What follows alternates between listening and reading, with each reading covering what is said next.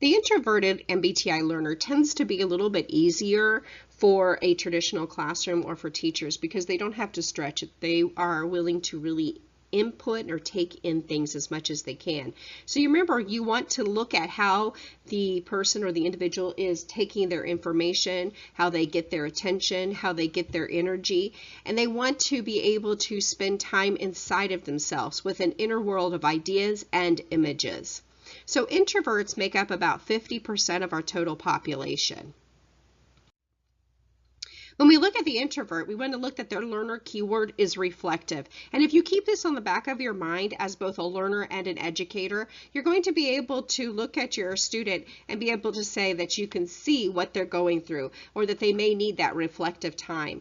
Their question generally when addressing any kind of information is, am I going to get enough time to really reflect on this information? They really need enough time to think and to be able to process information. And this is because as they're processing, they're making connections between new information and new knowledge with old knowledge that they may already have. We call that scaffolding.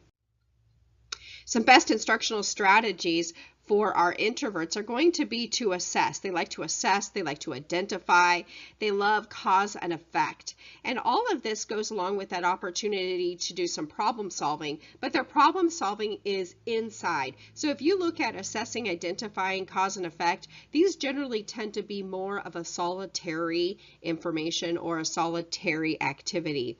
They're very traditional learners, meaning that they tend to be a traditional classroom setting learners. So any kind of quiet activity is going to work great for them. They're not going to mind the worksheets or the quiet work or lectures even. They also like the opportunity to be creative, but their creativity is not going to be outwardly based, meaning that you're going to see things happen inward. And if you were to talk to your introverted learner, you're going to find that inside of them, they may have created an entirely beautiful world that you do not know anything about, simply because they are very quiet and introverted. And don't mistake introverted with being shy, though. These are very different things. Shyness is an attribute, but not really a synonym of being an introvert. One of the best things to do for all of the different learning personalities is a choice board.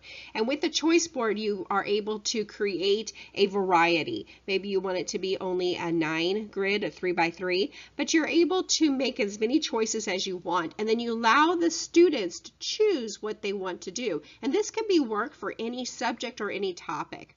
Now the students have the opportunity to choose what they like best. Now, if you want them to reach beyond themselves and to be able to try something they wouldn't normally do, you can still give them these same opportunities, and then they're able to reach just a little bit outside of their comfort zone without feeling completely out of sync with themselves.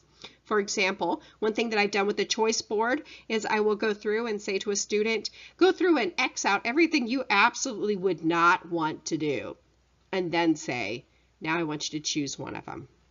Now what they've done is they've been able to really choose something that is really outside of their comfort zone, and it causes them to grow just a little bit. So for instance, with an introvert, they may not be very happy or excited about doing some kind of role play. However, an interview or going and approaching a stranger to interview them may not be as difficult as role playing. We also want to look at some of their best instructional strategies that go with observations, modeling, and examples. These are all extremely, extremely important for introverts. They like to watch what someone else is going to do first. And this saves them as far as they're concerned because they don't make a fool of themselves in front of others.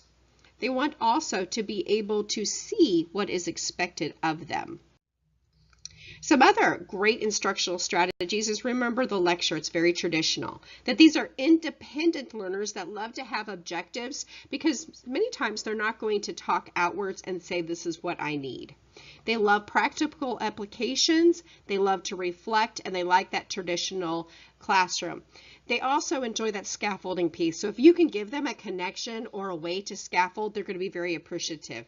Another piece to remember about your introverts is that they are very, very well equipped at self-instruction.